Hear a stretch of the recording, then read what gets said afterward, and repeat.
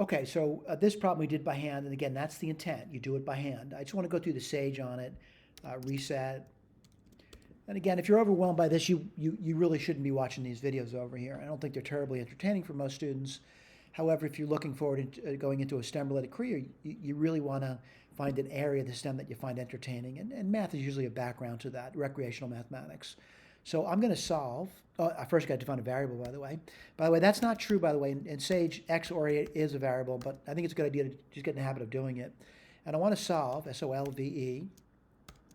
I want to solve X plus 1 divided by X plus 4 is equal to 17, and I want to solve that for X.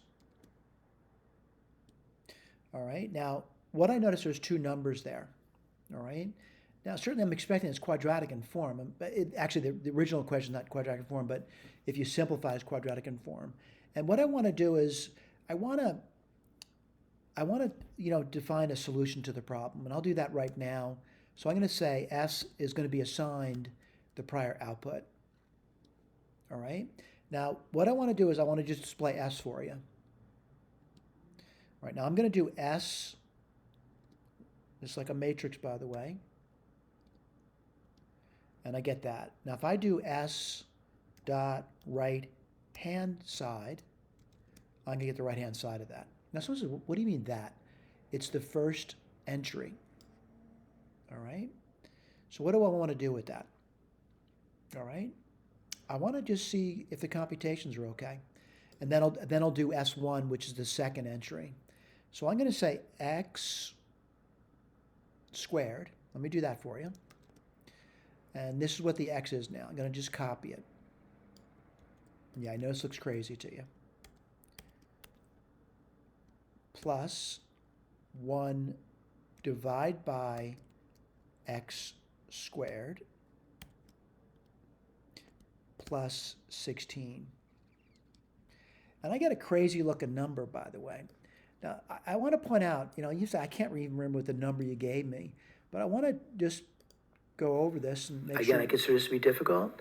There's multiple pathways to the answer, though. Okay, I think I said the answer. Let me go back over here. 83. Is 183. Do you remember that? All right. So what I want to do is go back to my Sage, and I want to see if that's true. So I'm going to do bool, the prior entry. That's an underscore. Well, I should say entry. Prior entry is output. Is that the same thing as 183? And it says it's true. Now what I want to do is I want to see if the second entry also produces that. Remember, the second entry counting from 0 would be 1, S1. Whoops, made a mistake. And I want to do the Boolean on that one too. I want to see if it's still equal to 183. All right? True. So all our hard work and Sage really leads to the same result. I got to be honest with you though, looking at the output from Sage, this thing over here, I just don't see the 183. All right? So there's many things you could do over here, as far as simplifications, things like that. But right now, we're just trying to get our feet wet. Feet wet in what? Paper and pencil work, which is really the most important component of your education.